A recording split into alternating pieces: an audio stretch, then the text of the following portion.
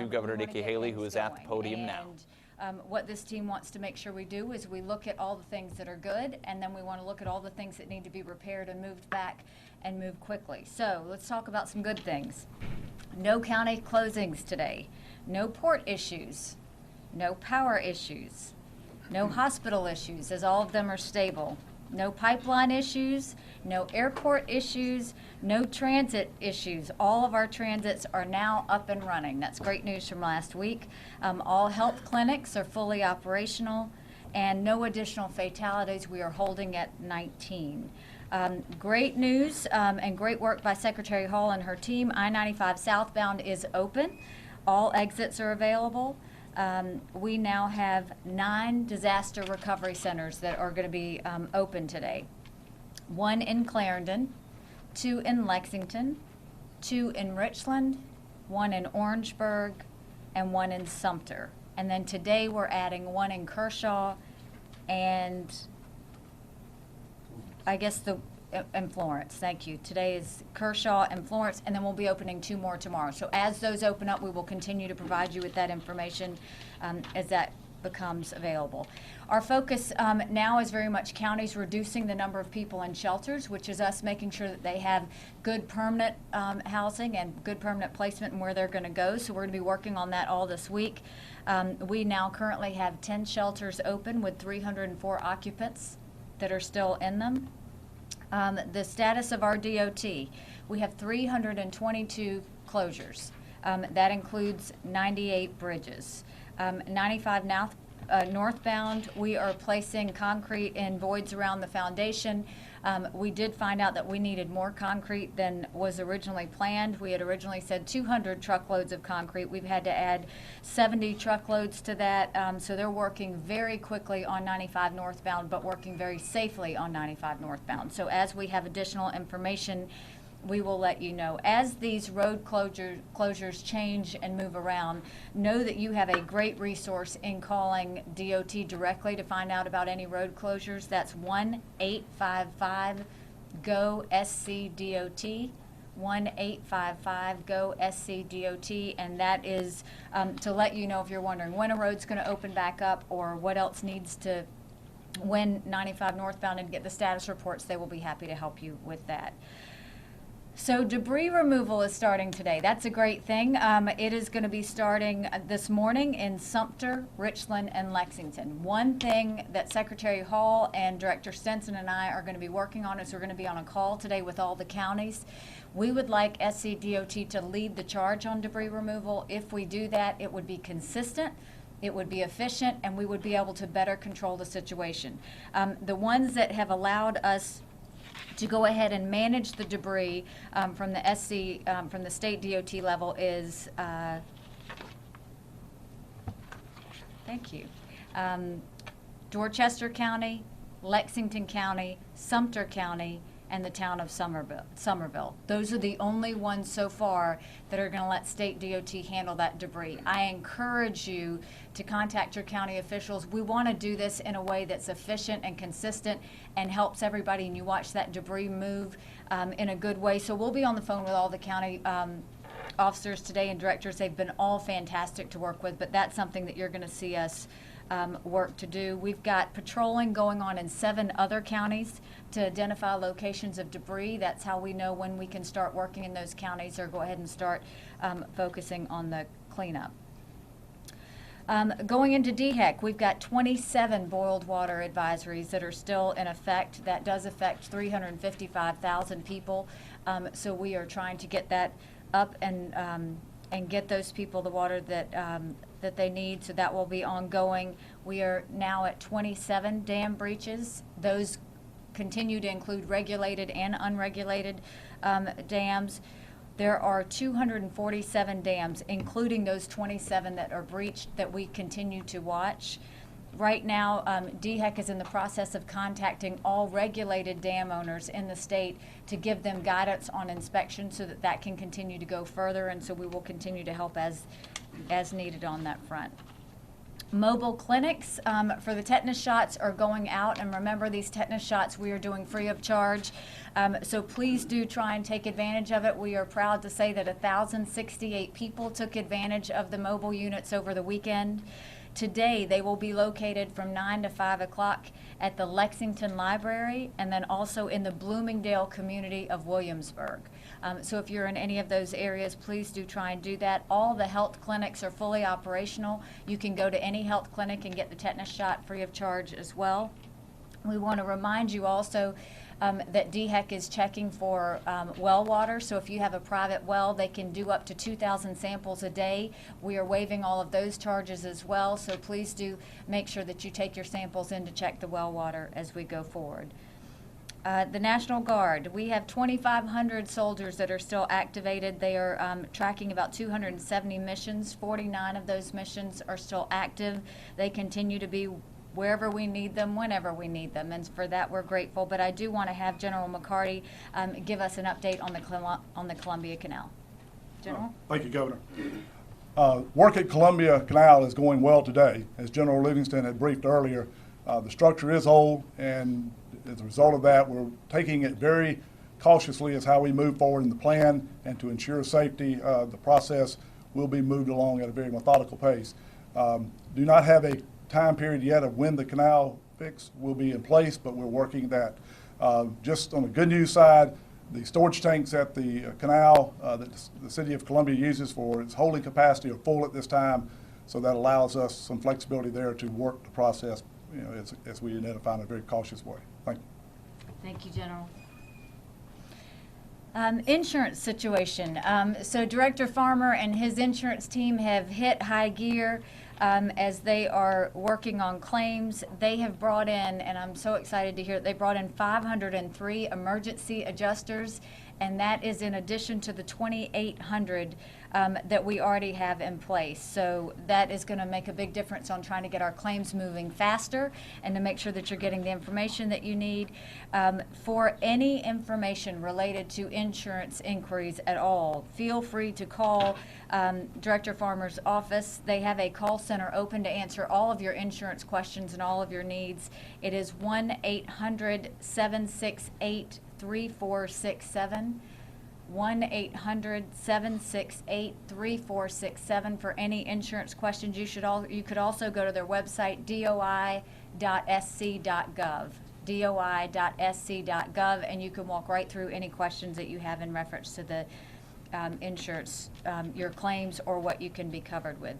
We are really putting to work Director Stanton with Employment and Workforce to make sure that we are not only dealing with those that are now out of jobs from their businesses being destroyed, but also the small business owners who have lost their businesses. 95% of our economy is small business. And so you will see this week us heavily focusing on what we need to do to get them relocated, what we need to do to get them up and running, and what we need to do to assist them. So every day this week we will have additional information on what can happen. But I'm going to ask Director Stanton to come up and go ahead and give us an update on what those employees or the employers can be doing. Thank you, Governor. The first thing we did last week was we set up the Disaster Unemployment Assistance Program. This is in addition to the unemployment insurance program that exists right now, and it covers folks who would not otherwise qualify for unemployment insurance. It's particularly geared for the small business owner who wouldn't normally get unemployment insurance benefits. So we would heavily encourage everyone to go first, file for your unemployment benefits through the normal route. And if you're a small business owner and you say, well, I've tried that before, or I know I don't qualify, I need you to do that first. And then if you don't get benefits that way, we will move you over to the Disaster Unemployment Assistance Program. The best way to do that is to call 1-888-834-5890. I'm going to say it again, 888-834-5890. I know many people get nervous about unemployment insurance claims because you know that impacts what your tax rate will be for the next year. I can tell you, because we have a state declaration of emergency as well as a federal one, the tax rates will not be affected by the claims that are filed as a result of the disaster. So what that means is you should not be afraid to file for claims for yourself, and you should encourage your employees to file for the claims because it will not impact your tax rate next year.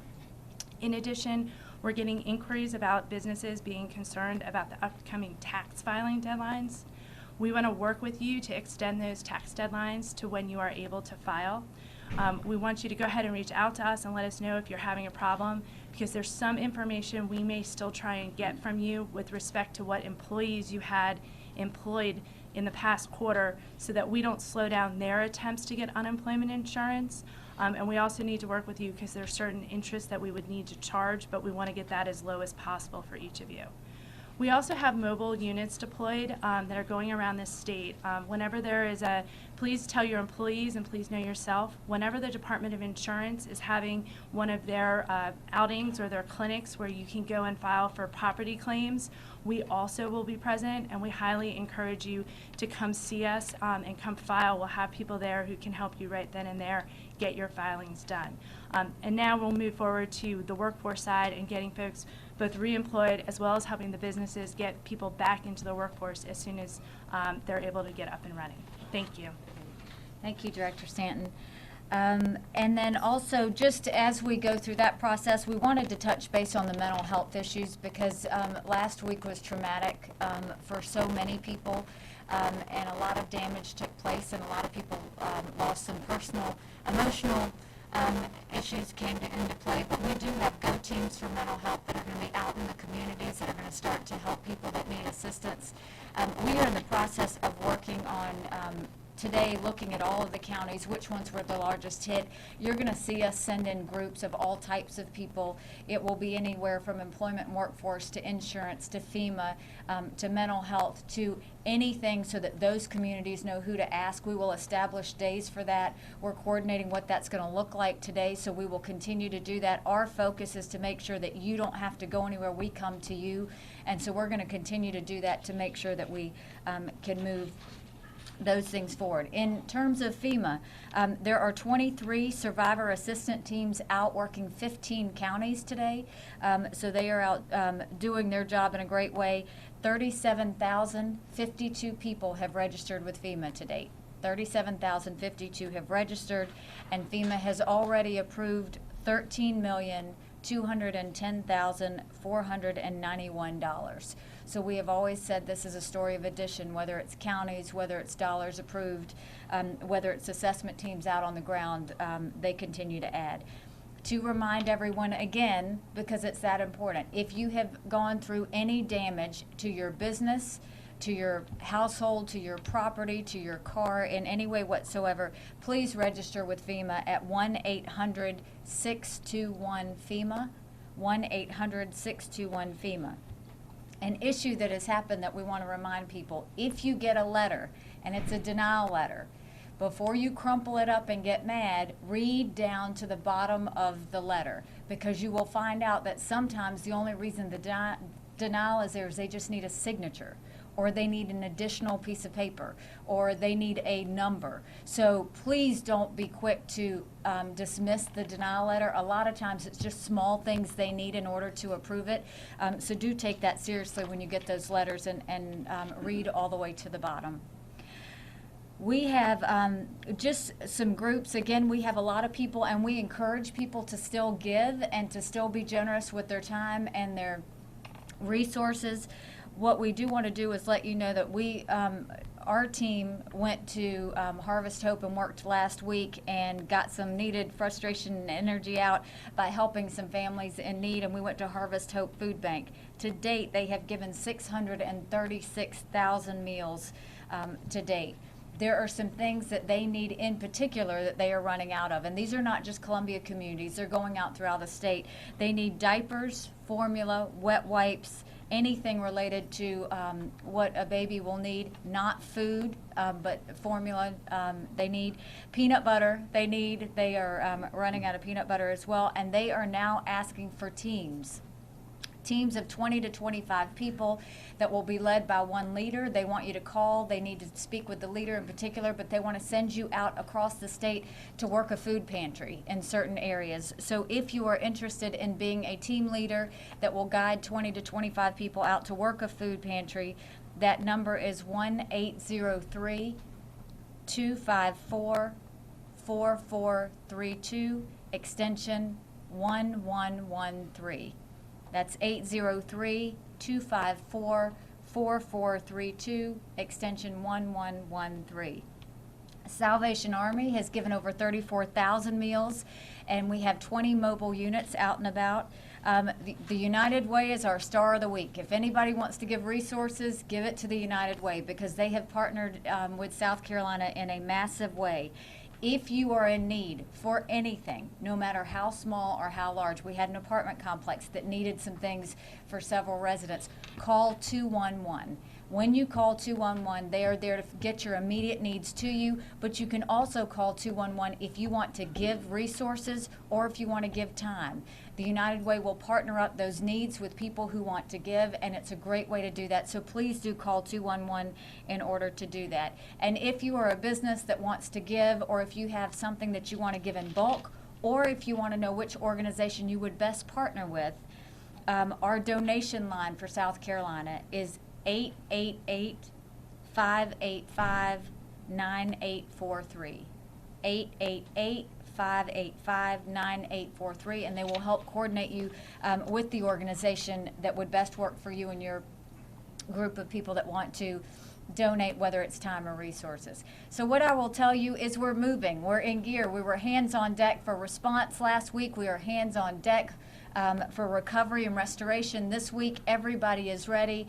This is not going to take us years to come out of this. We are going to do this as fast as we can, as safely as we can, and in a way that we get people back to where they need to be. And so that means that we need all of South Carolinians to be with us as we do this, be willing to be flexible, be willing to be patient, but know that we are a team that's going to be working fast, and we're a team that's ready to get South Carolina back to where we used to be. But with that, I'll remind just all of our media that I do have Director Farmer from Department of Insurance. I do have Director Stanton with Employment Workforce, which we have not had before. So if you need information from any of them to answer your questions, they're here as well. But we will now open it up for any of the questions that you may have. South Carolina Governor Nikki Haley giving an update here in the Monday briefing on where things stand here in South Carolina. The best news of all is that the death toll has remained unchanged and is at 19. 27 boil water advisories remain in place across the state. Also improvement on the roads as I-95 southbound is open, and they are working on the northbound side. They did need to bring in more concrete to do that, but they are making progress. Up to 27 dam breaches now, and they're watching 247 dams across the state. Much more available online at CountOn2.com. We also want to remind you that those tetanus shots are available for those who are going to be working in trying to clean out some of the debris. If you're going to be doing that at all, DHEC will be administering those at some of the pop-up clinics that you can get information online as well as where those will be, but they will waive the fee for those tetanus boosters if you need one.